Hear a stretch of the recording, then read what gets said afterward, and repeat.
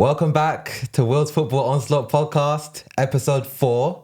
I'm Will, and today, as you can see, I'm joined by a special guest, Dylan, or do you like to go by Little Dill? Well, Little Dill on social media, but everyone calls me Dylan anyway, so Dylan works. Awesome. Yeah, so Dylan, you do football YouTube content as well. I'll put the link to your channel in the description of this episode for anyone that's watching on YouTube as well. If you want, what's the name of your channel? Let our viewers know a little bit about yourself. So yeah, it's just Lil Dill or Lil 2 Dill.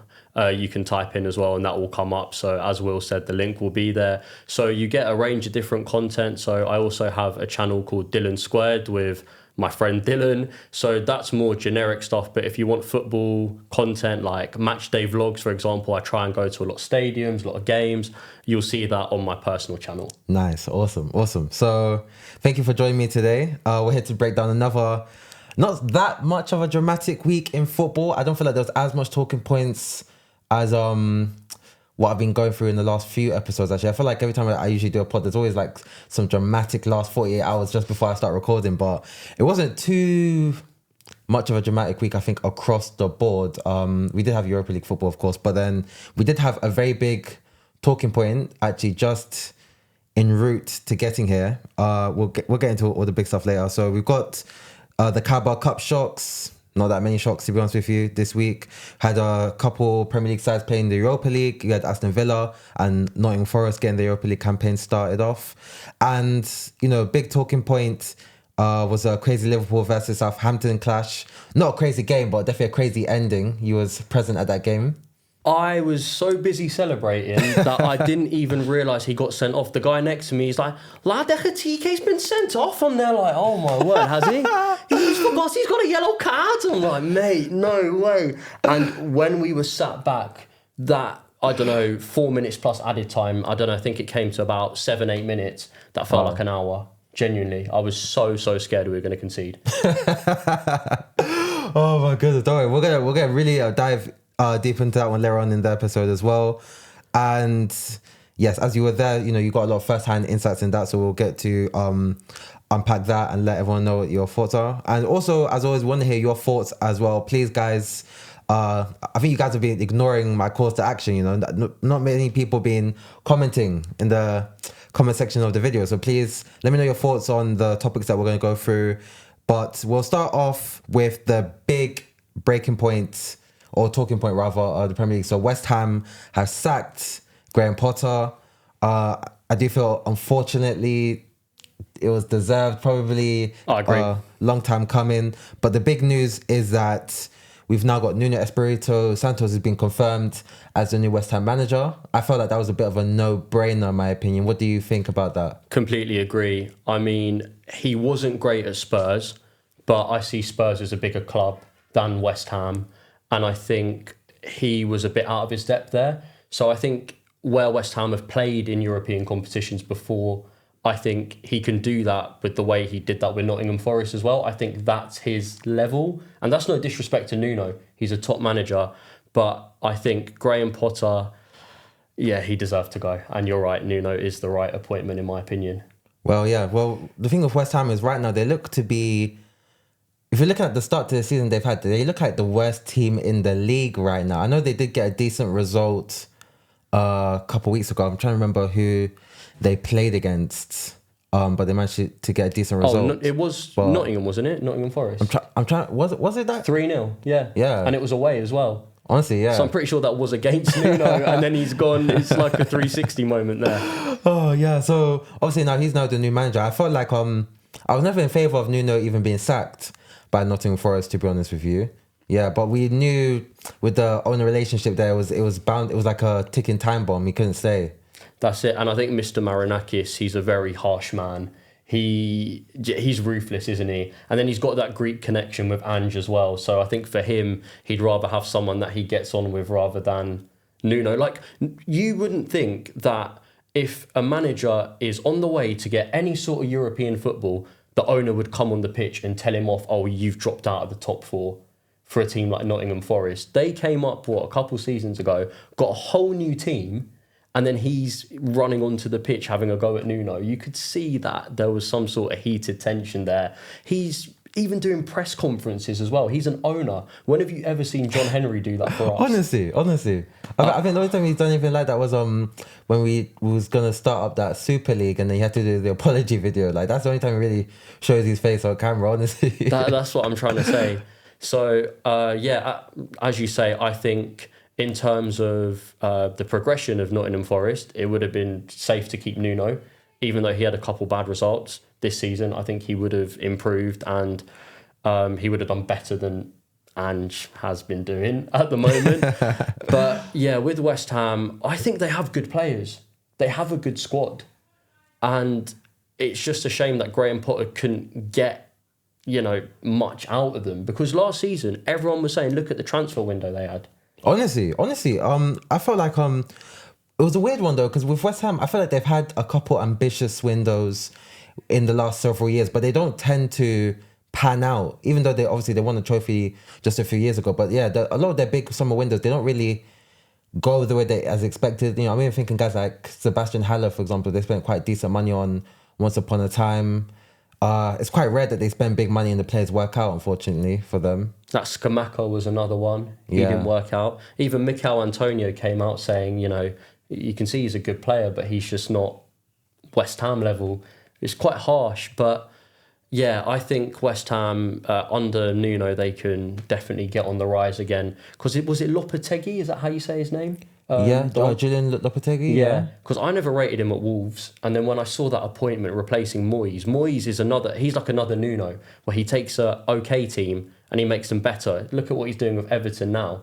I think personally that's what Nuno can do here. But Graham Potter, I think ever since he left Brighton, it's all just gone downhill for him. It's so weird because he was honestly one of the most promising managers in the league, but I feel like what's probably been revealed since he left is it looks to be more Brighton's side of doing things. It seems to be they get the best out of their managers and their squads as well, rather than maybe how much the manager itself is actually performing. Because I would say maybe Roberto De Zerbi, he definitely played some erratic style of football, but it was nicer to watch. I think he probably got just as many, if not more, compliments for his football than even Graham Potter was. But he's gone to Marseille now. He's helped them get top 2 last season in the French league. So maybe he's looking at De Zerbi, he's kind of just gone on a steadward trajectory, but with Potter's been the total opposite.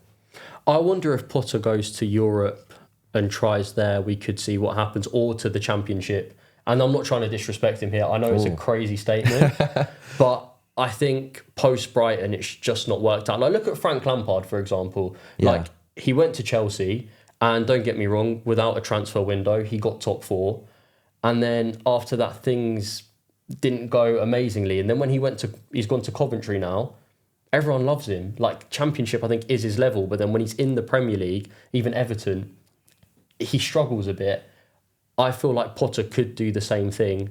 And this is a mad statement, like, slate me if you want to slate me, but I think he needs to kind of drop a little bit to then get back on the up again. That's my personal take. Okay, that's very interesting. I do feel like with Potter though, what will be quite intriguing with him is because in football, or maybe any era of football, I feel like there's only so few good managers. So where he might benefit, even though I'd be surprised if he did drop down a level, but I do think it would probably benefit him to take his footballing ideas elsewhere. Because if I'm not mistaken, actually, his journey as a coach is so unorthodox compared to most English managers as well. Like, he started coaching abroad to kickstart his career originally, isn't it? And then he worked his way into England, then eventually getting that Brighton job. So let's say if he goes to the Championship, should he be aiming to join a team that's ready to get promoted or even ready to win the Championship? What's your ideas there? I think at least a playoff team. Very similar to what Lampard's doing. A team that can reach the playoffs and then maybe, potentially go and get that top 2. So I guess if you're talking playoffs to be promoted, not just go semi-finals and then lose 3-0 and get knocked out over 2 legs. Right. Yeah. So would you recommend doing similar-ish to what Wayne Rooney and Lampard did, where at the time they took over teams, even Michael Carrick as well, I think with Middlesbrough at the time, like they've taken over teams that were at the foot end of the table or should Potter be aiming for a team that is actually doing okay at the moment? Maybe they let go of their manager for whatever reason, but he comes in, elevates that team to, you said, well, promotion place at least. Yeah, like a team that's doing okay and then elevate them to, as in like a mid-table side, get them somewhere that can reach the playoffs, or even somewhere that's someone that's in the playoffs and then get them up competing for top two. I don't think he's at a point where, you know, go to a team like with Rooney and Derby County where they were fighting relegation. I think he's above that personally. And this isn't me trying to disrespect him. Like, he was really good at Brighton. I just think even when it happened, he went to Chelsea too early. Yeah, definitely. And that's where things started to go downhill for him. Yeah, definitely. Well, that is I'd say that's probably the big talking point in the Premier League right now. Just before we move on, how well do we think Nuno Espirito is going to do with no preseason, no transfer window, totally different squad? You said you feel like it's a squad full of talent. They just need the man to get the better of them. Do you think Nuno is going to last the season? Is he going to get West Ham into the mid-table places or even competing for Europe? How far could he take this team this season? Yeah, I'm going to go top half for sure. I think where the Premier League's so competitive, even just to get that 7th place or 8th, depending on what happens in other competitions to get Europe, I think it's doable. He can definitely fight for it. Right. As I was saying, he's got the players. I genuinely think West Ham have a very good squad, but I think he will be the guy to get them doing something. Because even with Nottingham, they've had so many like different players come in and try and gel over the years. And if he can do that there with a worse team, in my opinion, he can do it here at a better one. Because think about the Nottingham team before. Who was talking about Murillo? Who was talking about Milenkovic? Ola Aina, he was slept on. I thought Morgan Gibbs-White was a really slept-on player. At the time when they spent that money to sign him, I was like, he's barely got any Premier League experience and spent nearly 40 mil to bring him in. So I didn't see the vision at the time, but he's really impressed me since he's been a Premier League player. Chris Wood is another one. When someone would mention Chris Wood in a football conversation before, you'd laugh. You'd be like, oh, like, do you know what? My uncle said to me, and he's a Millwall fan because Chris Wood played for Millwall, but he said to me, oh, Dylan, Wood's a better striker than Nunez. And my Liverpool delusional mind's like, no, you're crazy. And he was like, he will outscore Nunez, I think it was last season. And I was like, no way. And he completely did. And I went over to him and I shook his hand and I said, I apologise to you. Do you know what I mean? So, wow. Yeah, these are the kind of players that were slept on before and he got the best out of them. I think we can see a really good version of Paqueta come out under Nuno. And they both speak Portuguese as well. I think the language really helps as well when a manager can connect with a player easier. Who are they? They've got some nice players. They've got Wan-Bissaka, Jared Bowen there. Jared Bowen. Oh my! I don't know how he's still there. He's unbelievable. Honestly, he's becoming one of those like mid-table demons. You know what I mean? Like you just think like, oh, when is he going to make that step up? But then it just doesn't seem to happen. And it's an interesting one as well because with Bowen, like I know he seems to be very settled. Probably just living in London. Maybe that's possibly why he's still at West Ham. But I even think there's probably better London teams that would take him. But for some reason, he never seems to be linked with a move away. I wouldn't be surprised if it's family-based because his father-in-law's Danny Dyer, who's a massive West Ham fan. So that probably has some sort of connection. I mean, I think Danny Dyer would be happy for him to progress his career and he'd understand. But I think there is a point as to why he stayed so loyal to them. Because I think even we were linked with him at one point. I was even thinking, and I remember at the time I was like, oh, that's like an underwhelming sign. But you know what? Actually, if I really look at it, I think we was linked with him maybe a couple of years ago. I think the other time when we had the Salah contract extension nonsense as well. But I'd love him at any big team. Oh yeah, in the Prem. Bro, I think he brings a lot. I would have taken him, you know. When I saw the links, I was like, if Salah goes to AFCON, I know he hardly gets injured, but for whatever reason, if he's not available and he was to play a few games or even cup games, I'd have been like, even though we got Chiesa now, I'd have said, yeah, Bowen, he'd do a great job. He's left-footed as well. He can score goals, get assists. He's really good. And even for England, I think he slept on as well. Oh, totally. I was actually just waiting to bring it. I don't know how he didn't get any playing time in the Euros. He had an amazing season, in my opinion. Got no playing time, and I don't know what it was with Southgate as well. Like he'd throw in some guys like so late in the games, like Eze and Tony, not really giving them many minutes. But then guys like Bowen just wouldn't look to them at all. It's very rigid. Like I don't know. Hopefully he does. Hopefully he's in the squad this time around. But I actually would have thought a big move might have done better for him, because I suppose with the crop of talent we have with England now is lots of talent. Unless you're particularly exceptional like Rice, where he wasn't playing European football but he could still start for England. But then that's also maybe because of the options you have in midfield. But in the wing position, we're so stacked. You know, Bowen probably does need that big move to secure a spot in the team, I think. Yeah, I do agree. But I guess we'll wait and see. Unless Nuno, as I was saying, can get the best out of him, maybe Tuchel could see something different that Southgate didn't see. But as you say, time will tell, bro. Time will tell. So just getting into the rest of the headlines now.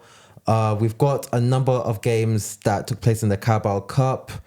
Some pretty interesting results. I did manage to catch a few of the games outside of the Liverpool-Southampton one as well. But just going, I suppose, really straight into it, you know, we've got Liverpool versus Southampton. That was a big game where it was just a chance for Onslaught to finally rotate some players.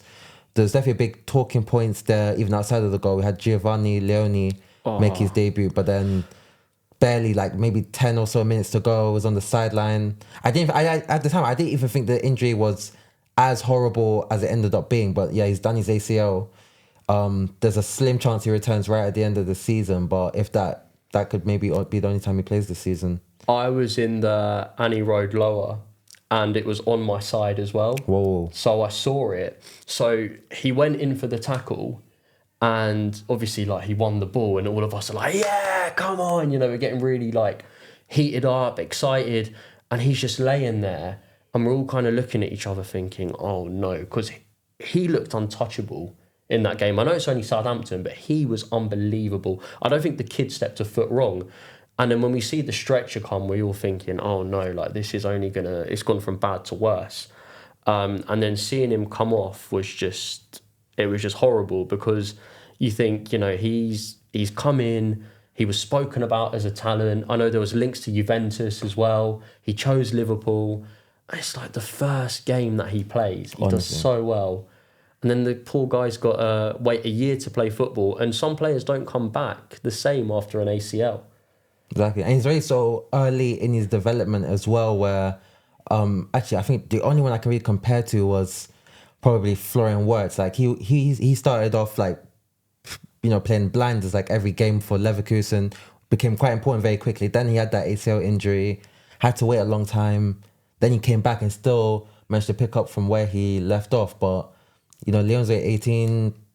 He's only just moved to a different country as well, you know, thinking of that side of things as well. Like, this is going to be a really terrible time for him. It's probably going to be very lonely as well during that rehabilitation process.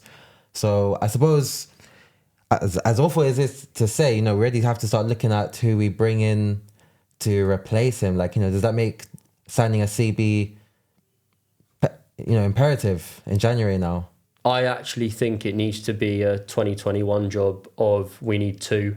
Because I know when Klopp went for Kabak and Ben Davies, I know Ben Davies never played, but I just think we need that reassurance, because, like, Reece Williams, if you ever watch this episode, mate, I'm sorry you're not that guy. Like, bro, the fact that Reece Williams is our fourth choice, that scares me, bro.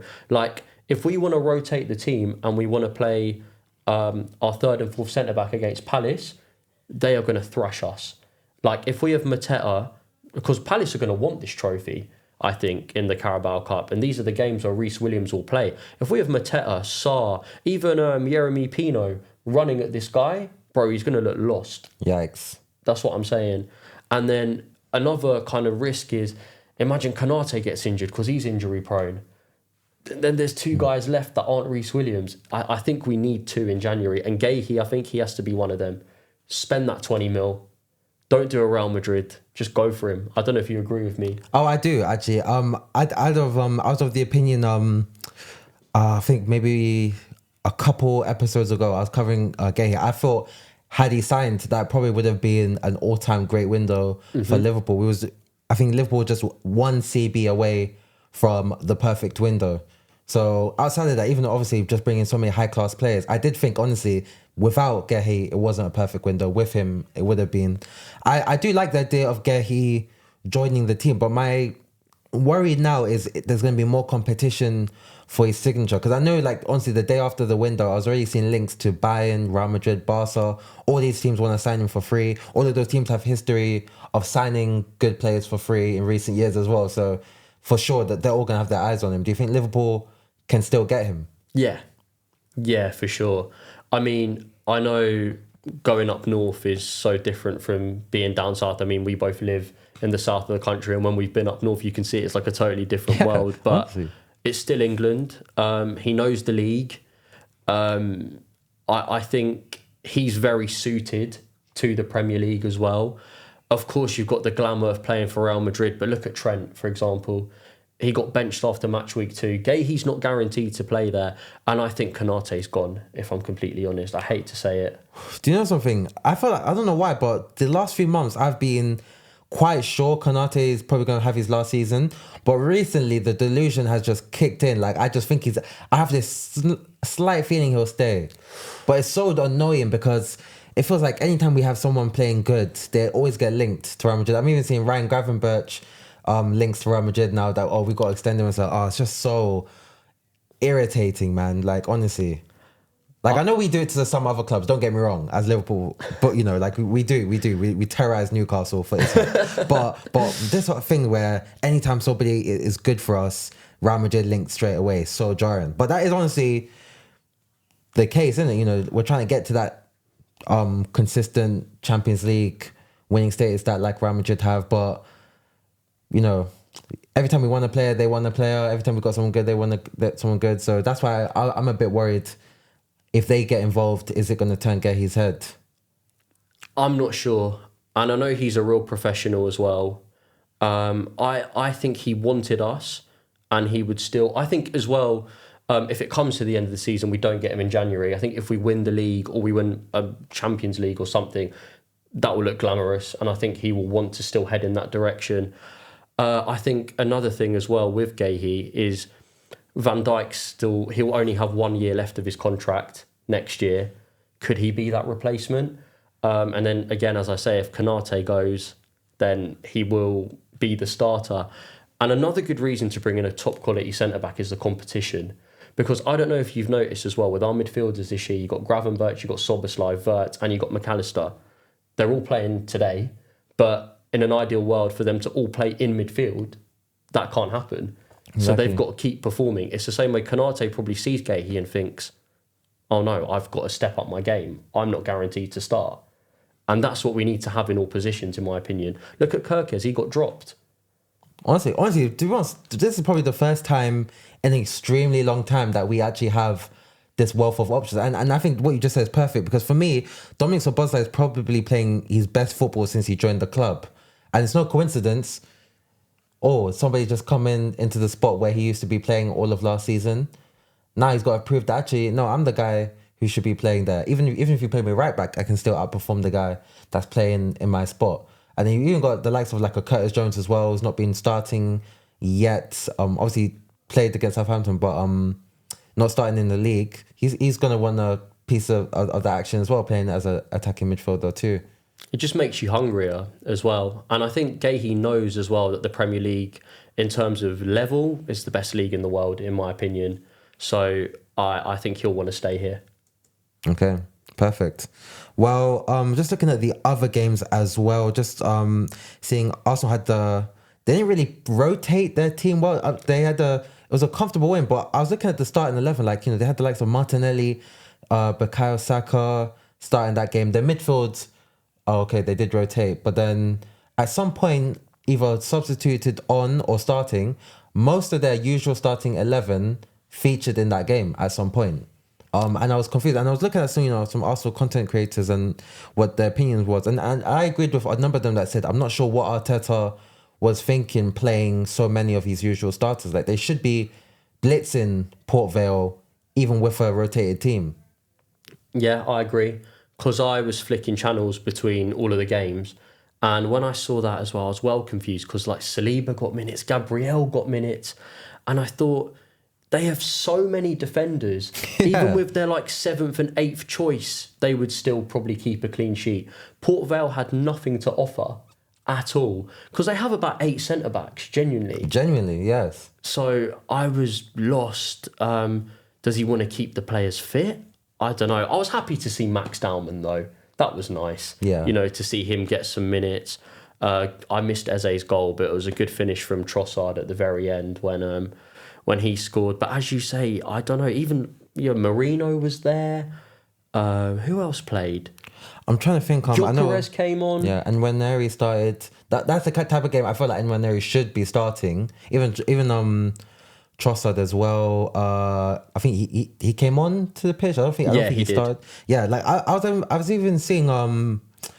I saw someone had a take that the starting three for this game was arguably stronger than the starting three that he fielded against City. And the more I was thinking about it, I think the first time I heard it, oh, that's ridiculous. But the more I was thinking, I was like, might have a point. They might have a point there, honestly. Well, I think it was more attacking, wasn't it?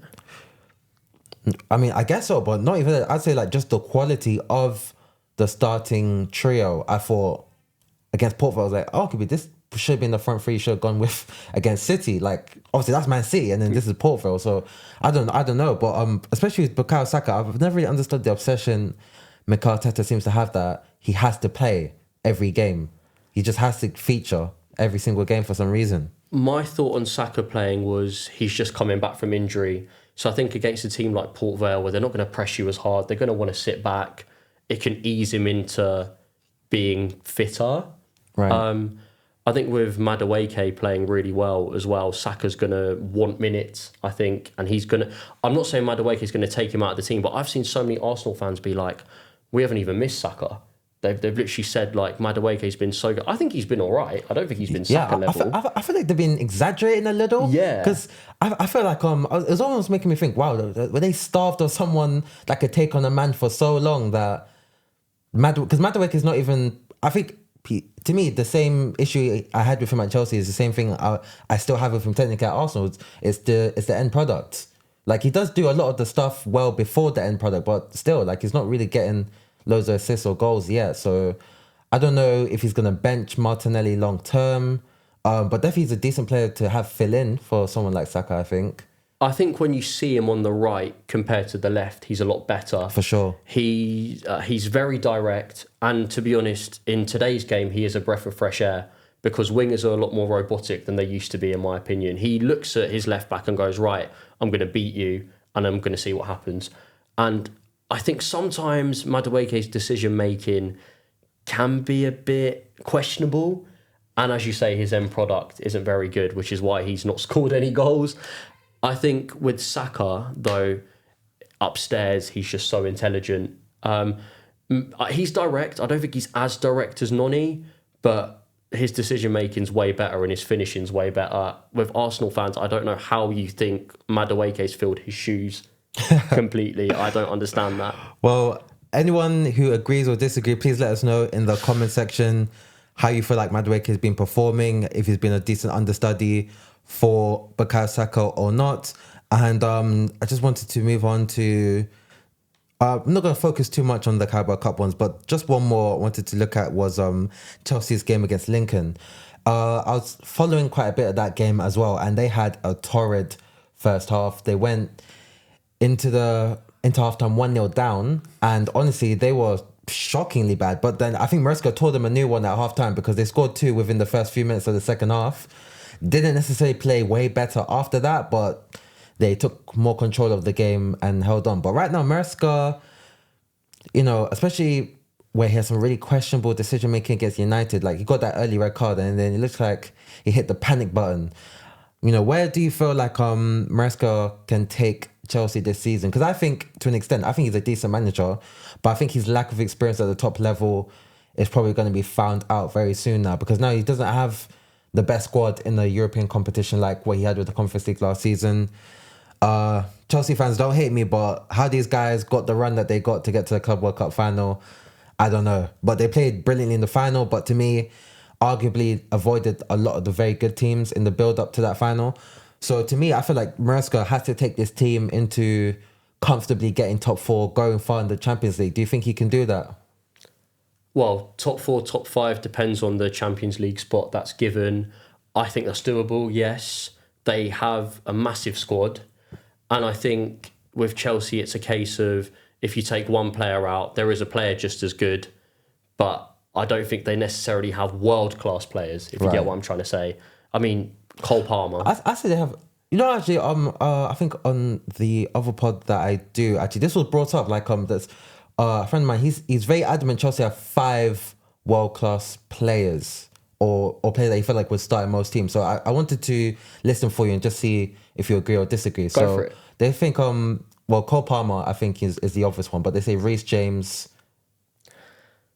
On his day, but he's not fit enough. I can't rate a player that isn't durable to be world class. Oh, okay, interesting. Because why would I have a guy that's going to play 2-3 games and then he's out for a few months and then just come back? Like, he's not going to play over the season. It's like someone's asked me, and this is one of my like hot takes, and I hate to bring it here, as in right now, this second. Now we're talking about Chelsea. I would much rather have Mo Salah in my team than Neymar, like in general.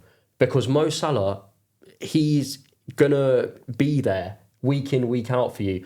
Neymar, yes, he's a better footballer than Salah. But why would I have a guy that's going to say he's injured to enjoy his sister's birthday? Why am I going to have a guy who's, you know what I mean? He's never available. And this is the same argument I make for Reece James. There was a whole Reece James and Trent debate all the time. For a number of years. When they both play, Reece James is probably a better right back as a whole than Trent, in my opinion. But Trent's going to be there, 30 games a season. Reece James will be there like half the season. I can't call him world class. Wow. Big hot take. Please let us know in the comments if you agree with that one. That was an interesting one. I do feel like Reece James actually... I'll be honest with you. I feel like he should be world class. Almost every time I watch him play, when he's actually got a run of games, he looks like Chelsea's best player before they had signed Palmer. Other than Palmer, I would say, like, wow, he's actually the big difference maker in that team. He put in a really good ball for the Chalobah goal against United last weekend as well. And in general, he just always seems to be a player who, I think him and quite a few other guys had to get subbed on quite early on to help get control in the game against Lincoln. But most times I watch him, I feel like, wow, he's a really good guy. I feel like he would improve most teams. But just moving on to the other Chelsea players, they feel like, world class. Moises Caicedo, I think, has really grown into a top DM now in the league, to be honest. He's a top player. World class. If he's not, he will be. Like, I think he is very good though. He gets in a lot of teams. I'll give you that. I don't know if he is world class. Because I'm thinking, like, normally you'd say world class is like top 3 in the world in your position, right? Yeah, it's definitely thrown about. I'll be honest, he's very good. I don't know. I'm like borderline, if you get what I mean. Okay. But if someone was to tell me he is world class, I'm not going to laugh at you. Yeah. I get what you're saying. This one you might laugh at. So Mark Cucurella. Yeah, no. He's not there yet. No, a long day.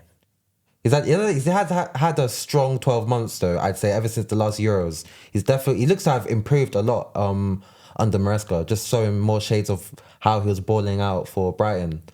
But he's a good player. Not a world beater yet. No, like I look at like Nuno Mendes, for example. That's world class to me. Yeah. Not Cucurella, unfortunately. Good player again. But yeah, who's the last one? I'm curious. I'm even trying to remember now. Because I'm so sure he says 5. I said Palmer, Reece James, Caicedo, and Cucurella. I'm trying to think who else he had in mind, but honestly, there's no one else. No, not Enzo. I think actually Enzo's one that I wanted to talk about, where I feel like people are getting a bit more impatient with him. He seems to be like a G&A scammer, in my opinion. He'll really, he's developed into a bit of a box crusher now. Like, he'll get you the goals. He can take penalties and stuff like that. But outside of that, I don't think he does so much to be a £100 million midfielder, in my opinion. I was about to say that to you. It's the price tag.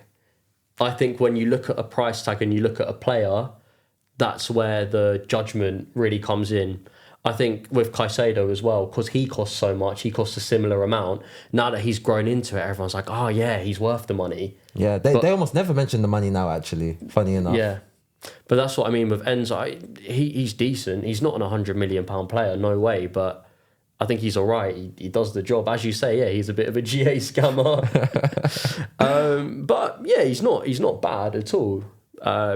I mean, I'd take him at Liverpool on the bench, but I wouldn't start him. Fair. Yeah. Fair. Well, I think with Chelsea, I feel like their team definitely is in a position where they can develop this season. We'll see how they get on. Just moving on now to the Europa League. We had Aston Villa. They played quite decently. If I'm not mistaken, I'd even say it was a tale of two halves. So their first half, they scored an early-ish goal through McGinn, 1-0, but then they've basically been having so much of the same problems the whole season. They can rarely score a goal, rarely score from open play. And I think this game now was just their first win of the season, actually, in all competitions, wasn't it? Yeah. Like, what's happened to this team? They've fallen off. Honestly, I don't know. I couldn't tell you. I was shocked to see how badly they started. Even that game against Brentford in the Cup, like, Harvey Elliott's goal was a gift. Honestly. And that's not what you expect from a top team like Aston Villa. I think there's surely something behind closed doors, because it's not like their team's drastically changed or anything like that. And I think some of the reinforcements they've brought in are pretty good as well. Like, Harvey Elliott is one of those guys, and I've said this for time, he needed to leave us to become a monster and progress. And I think Sancho is one of those players as well. Like, at Dortmund, where the league was a bit easier, that's where he shone. And I think going to a team like Aston Villa, he can, deliver for them. I don't know. I think it's some sort of internal problem for me. I couldn't tell you. What do you reckon? It's a harsh one because for me, Emery is a manager that I rate so highly as well. I think he's actually one of the better managers in the league. I'd probably put him. Actually, I don't think it's crazy to say. I could argue he's a top 5 manager in the Prem. Yeah, I if you agree. look, especially with his resume as well. The thing is with Emery that I just got to say is he's the Europa League GOAT. You know what I mean? So like, if you've got him in the Europa League, we even saw with Aston Villa last season. I thought they overperformed in the Champions League last season. They actually went. I think they gave PSG a better game than when Liverpool played them. If I'm being honest. Not so much the first leg. I thought PSG took care of them, but when they had to go to Villa Park, I thought, like, wow, they really took it to him, especially in that second half. And I do feel like with Emery, I expect him to get them out the gutter. I do know, and I know we're still quite early on in the season, but this thing where they can't seem to score, and Watkins just not looking like the same player. He missed the penalty against Bologna as well. Villa had chances to double their lead, but they just couldn't get it done. And it just seems to be the same issue again and again. Bologna obviously won the Coppa Italia last season, qualified for the Champions League the season before, so they're actually slowly becoming one of the better teams in Italy for Villa to play against. But I feel like Villa should have beaten them by more than a goal. Yeah, at home as well. I do agree. End of the day, though, 3 points is 3 points. Villa have something to finally cheer about. I think they'll do all right, though, in that competition as well. And I think it is always difficult to manage Europe as well with the Premier League. As you say, though, he done really well in the Champions League last year. But I do think he will do quite well in Europa. I think he'll get semis at least. And I think this little blip that he's having at the moment is only a blip. I think he is a top 5 Prem manager. Not crazy to say at all. He'll find a way, I'm sure. Right. And just circling back to Nottingham Forest that we did briefly mention earlier, they had their own showing in the Europa League as well. Got into this competition quite controversially, to be fair. Mr. Marinakis pushed that agenda, let's say. So yeah, they've now got Europa League. This one was not even as bad as some people might think, actually. Obviously, Ange Postecoglou is another manager who now has some European pedigree. He's a reigning European champion. I'm sure that was probably one of the big selling points for Mr. Marinakis to appoint him as well. But yeah, they kind of threw the game away. I think they went behind originally. Yeah. Nice 1-2. Anthony Bakumbu levered a shot into the back of the net, but then they quickly turned it around within a few minutes. Morgan Gibbs-White picking out, I think it was Igor for the equaliser, and then just a few minutes after that, they did go up. And then they kind of just threw it away. Anthony getting an equaliser in the second half. But then first half, they had chances to get even more goals. They should have scored more. And then second half, they were just dire, in my opinion. They didn't look like they were even going to win the game. So when at I any was point. flicking channels during the Carabao Cup, I was watching this game as well. And honestly, I don't know how Forest didn't get more. They could have been about 5-1 up at half time. Elliot Anderson, my word, that guy ran the show. He is slept on. Yes. He is unbelievably technically gifted. Oh my word. He just doesn't lose the ball. Like, he's so confident as well. And the amount that he was creating in that game, I was thinking, right, if they had someone more prolific on the pitch, as well as Igor, they could have scored a lot more goals. But defensively, I just think Ange is his football is painful to watch. I don't know.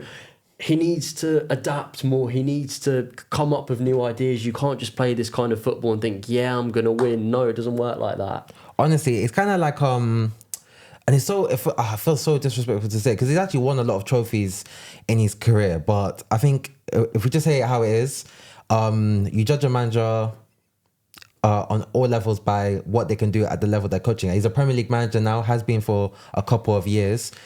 I don't like the way he sets up in the league, which is why I'm worried for Nottingham Forest, if I'm being honest with you. But whatever it is, he can get a team to go far in the Europa League. So I do feel like maybe the game against Real Betis, that was the team that were in the Conference League final last season. So they're not a bad side, to be fair. But at the same time, I felt like a game like that, he's got to win. Even if you had the slow start, they went behind. But 2-1 up that quickly, they should build on that momentum. I'm just not sure what it is with Postecoglou, where some people respect managers who they stick to their guns. They had their philosophy, they won't sell. But I'd say literally the same thing that I've been saying about Ruben Amorim at United. Yes. Like, you have to have at least a mixture of, you stick to your ideas, but when things aren't going right, you have to have you have to kind of put away the arrogance. I don't know if that's too harsh to say, but you got to put that aside and say, okay, things aren't working, we need to change. Because you can play yourself out the job. Not harsh at all. I completely agree with you. There is having your philosophy, of course, but I think you also have to be able to adapt to how your opposition plays. Because if your philosophy during the game on how you basically set things up is not working, you're just going to lose. If you just stay the way you are, you're going to lose. Literally. It's what's, as you say, it's been happening to Man United. The only way Amorim's philosophy worked last week was because his team was playing with one more player for a chunk of the match. So I think, with Big Ange as well, that's another thing. He's not won since coming there. And this is a hot take I'm about to make now, as we've got Forest mentioned. I think that Nuno's West Ham will finish above Ange's Forest. Bang. That's not a crazy thing to say. Because I think and it's so honestly, I think Ange's style of football is so not cut out for the Prem from what I've seen. I just don't like the way he sets up in the Prem with this lack of defense. I'll be honest with you, they're gonna struggle. And I'll be honest, where West Ham are now, Nuno will have to do a little bit of a miracle job to make them finish very highly in the league. But I think Ange's Nottingham Forest is gonna finish so low in the league that it could actually happen that West Ham finish above them. Definitely. I think he'll prioritise Europe the way that he did with Spurs last season. I'm not saying he'll win it. I don't think he will. And it's not his second season, is it? Yeah, so we always know he does damage in the second one.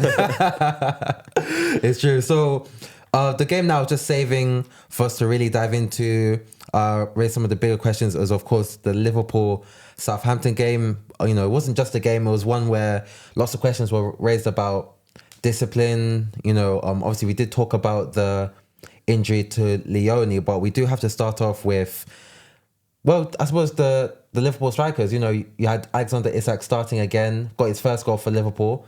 I think that was the opposite end to where you were sitting, if I'm not mistaken. No, he scored in front of me. Oh, he did it. Oh, yeah, he did. He right. scored in the Annie Road. So Annie Road then. So we shot at the Annie Road first half and the Kop second half. So okay, it was I prefer Liverpool to have it because you always want to shoot in the Kop second half. It was really good. Even that shot he took in the first minute as well. I thought he'd scored. Yeah, should have scored. Should have scored it, honestly. It was a good save, to be fair. But for Isak's calibre, as you say, I thought it would have gone in. I don't think it's too much of a problem, having them both. I I think it's going to be some healthy competition. I hope it doesn't come to like a whole like Mane and Salah situation where they start beefing and it's a bit uncomfortable. But they were still professionals at the end of the day, weren't they? The two of them. I think it can happen, and I think Ekitike can play with him as well. I don't know if you saw the interview Ekitike had. Yes, after the derby. Yeah, and he said, I hope to share the pitch with Alex, and I think that would be pretty cool as well. Because we actually went into a 4-4-2 during that game. We had Chiesa up front with Ekitike at one point, and I think if Onslaught does that mid-game, that is possible to see them both play together. Honestly, I love the idea of them playing together. Honestly, I've even been of the opinion that with the caliber of players that they seem to be, and I think with Ekitike, I think he's surprised a lot of people simply because not even to be rude, a lot of people that are fans of football in this country, they just don't watch the Bundesliga that much, really, because there's just not too many teams exciting to watch. I'm not actually a huge fan of the style of play in the Bundesliga as well, if I'm being honest with you. But from what I'd seen from the highlight reels and a little bit of watching him in the Europa League, he seems like such a gifted player regardless. I think he underperforms his XG a bit, but, you know, won't go too much into details of stuff like that. But dribbling with the ball, he's been showing that straight away. Like, he's such a really good technical player. And you were saying just before the pod started, he reminds you of Fernando Torres, and he reminds me of Fernando Torres as well. And he was my favourite player to watch at Liverpool growing up. So that's definitely something that's excited me so far. Oh, I was about to say, don't bring back the memories, man. When he went to Chelsea, honestly, that had me crying. But yeah, he is very similar. Just the angles of some of his finishes, the way he links up as well. He's not always he's not like a Gyökeres where he's always in that striker position. Yeah. He floats around the pitch as well. He helps the team a lot. I don't know. I don't want to fall in love with the player already, but he just looks so sharp. I'm so happy because last season he got 15 Bundesliga goals in 33 games, and I know that football is a lot of GA in today's day and age.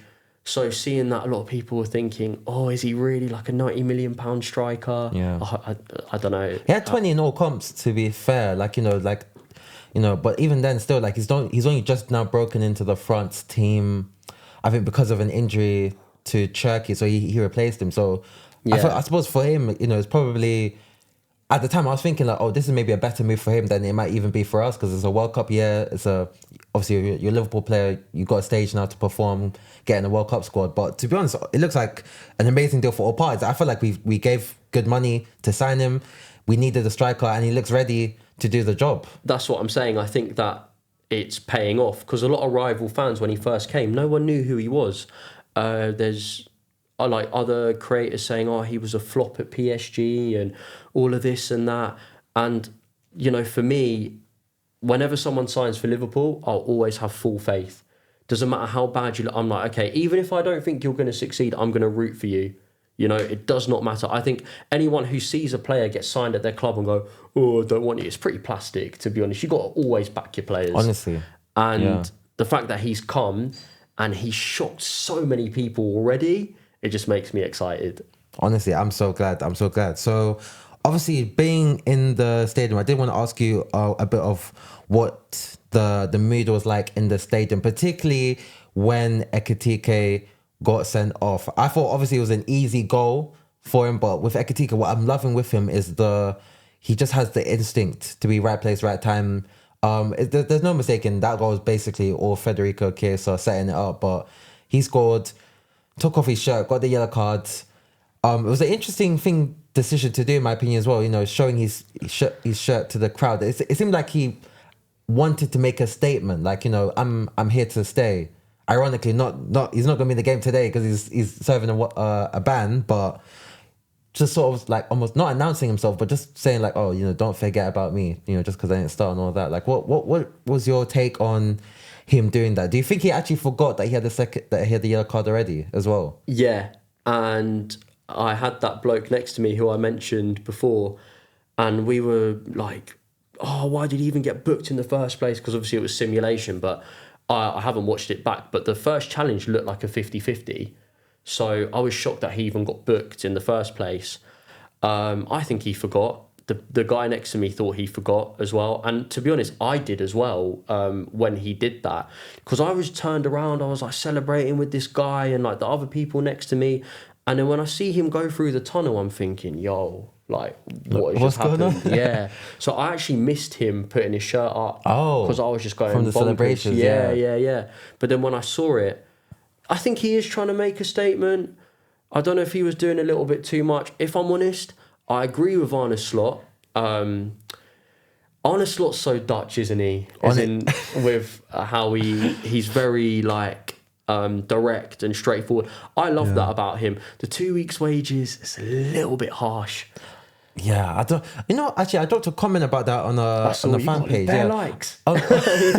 But you know the funny thing is, quite a few people were giving me mixed reactions. So that's actually why I wanted to bring it up on the podcast. I thought it was too much to find him. Even a week's wages, I wouldn't have said too much. But half a month's wages, I thought, like, oh, that's a bit overkill. But then some people were like, no. You have to send a strong message to the player. You know, I had some people slating me like, what else was he supposed to do? But I was like, I thought that was much. So, and yeah, you seem to be of the opinion as well. I do see both sides. I think he will learn. He won't do that again. I think he may take his shirt off if he's not on a yellow, but I think next time he's on a yellow, he will remember not to do this anymore. I would have fined him, I reckon, just to kind of say, right, mate, don't do this anymore. But I think, 2 weeks is a little bit of a stretch. Honestly, yeah. Well, obviously, he's a well-paid player. He's not going to miss the money too much. But, but I did think, it was a little much as well. So now, of course, we've had our say, but we do want to hear from you all who are watching. I want to take this opportunity as well to say, please hit the subscribe button as well if you haven't already. Please share the podcast with anyone who loves football as well. And just another reminder as well to check out your channel again. Would you like to say again where people can find you on YouTube or anywhere else as well? Yeah, so I post a lot of TikToks. So Lil Dill, just search that, LILDYL. Put that into the search bar into TikTok, YouTube, and you'll find me there. Okay, awesome. So yeah, just gonna probably throw out a few questions as well for the listeners.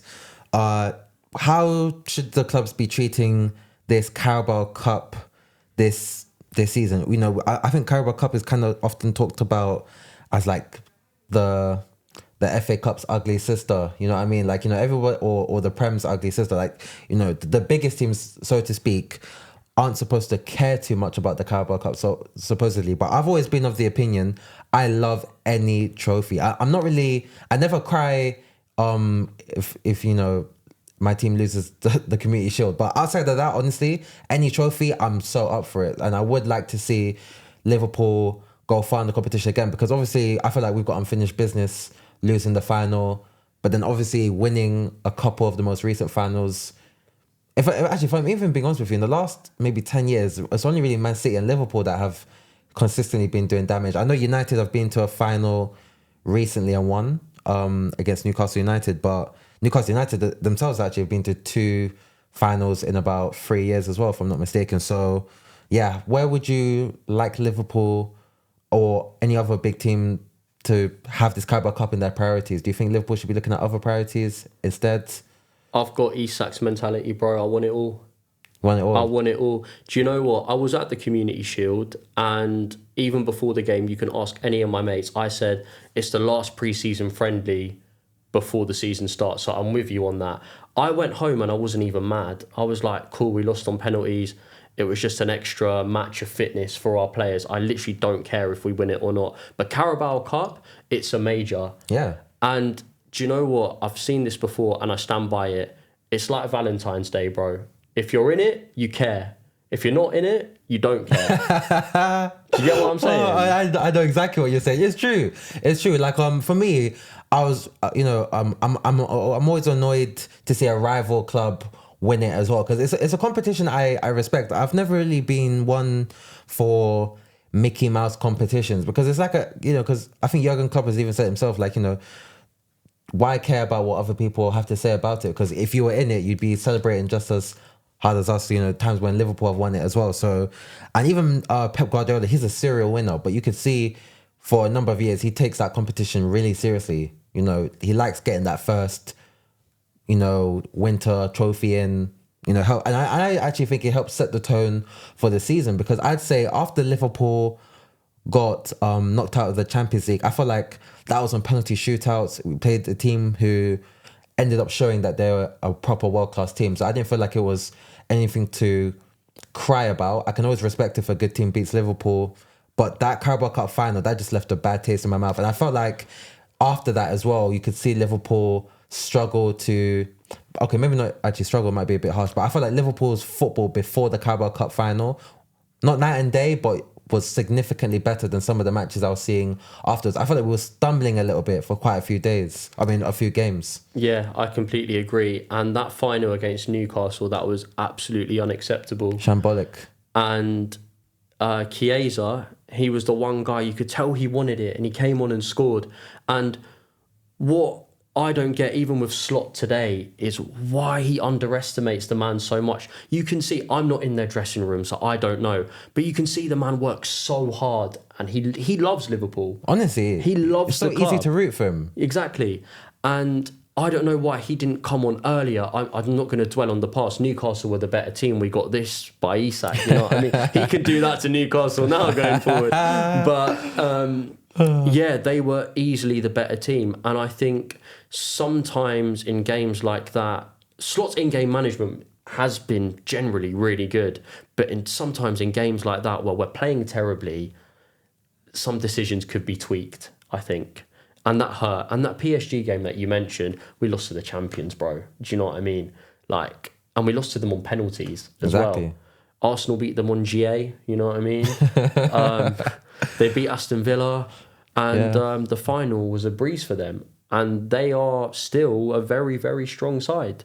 So as you say, I wasn't losing sleep over that one. And I think another thing was complacency with us. I think we knew we won the league. Plymouth had happened, so we had no other trophy to play for, and we were kind of like, yeah, the league's ours, the league's done. We were drunk for the last 4 games, mate.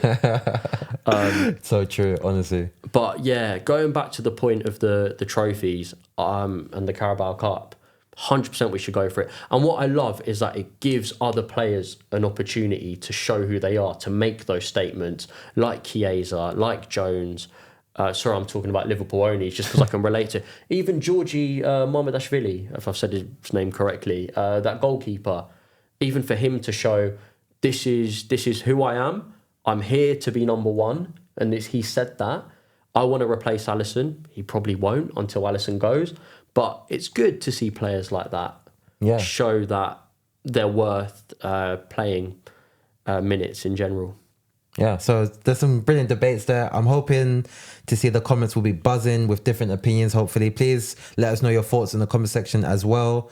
And just before we wrap up, I did want to say a huge thank you to you, Dylan, for joining me today. It's been great talking football with you as always. Hopefully, if the schedules align, can have you back again to feature on another episode if you're able to make it. That'd be great. Absolutely love to, mate. It's been a pleasure. It's well overdue, to be honest. And yeah, I'd be more than happy to waffle. And as you say, in the comments, I've put some hot takes out today for you guys. So if you want to slate me, feel free, go for it. I will go on the video myself on my Lil Dill YouTube account, on my Spotify account. And I will I'll come back with some answers. Yeah, so please please drop your thoughts, especially on the Ekitike's record. I'm sure that's probably one of the most controversial Premier League club related topics that's happened this past week. So yeah, so like I said, please don't forget to like and subscribe. Join me again for episode 5 of the World's Football Onslaught podcast, where we'll be going through anything that's really gone on in the last several days leading up to recording. That'll probably be in another couple of weeks' time. But that's a wrap for episode 4 of the World's Football Onslaught podcast. Again, massive thank you to you, Dylan, for joining me, for bringing your perspective, for bringing your insights in the game as well. Next time, we'll be back with more league action. I think there probably would have been a second round of Champions League fixtures that would have been played. If not, actually, I'll see if I can get the next episode out before or during the international break. Where unfortunately we'll be having another one of those at the end of the month very soon. If you enjoyed today's show, just give me a 5 stars. Why not a 5 stars on, you know, if you're listening on Spotify or Apple Podcasts or anywhere that you like to enjoy podcasts, please give a rating on the app as well. And yeah, share with anyone that loves football as well. Share with anyone that agrees or disagrees with the takes that you've heard today. And please, guys, don't be shy. Let us know your thoughts in the comments. I'd really appreciate it. And that'd be good. I got a saying I always like to say, keep your boots laced, your opinion sharp, and I'll see you again next time. Bye-bye.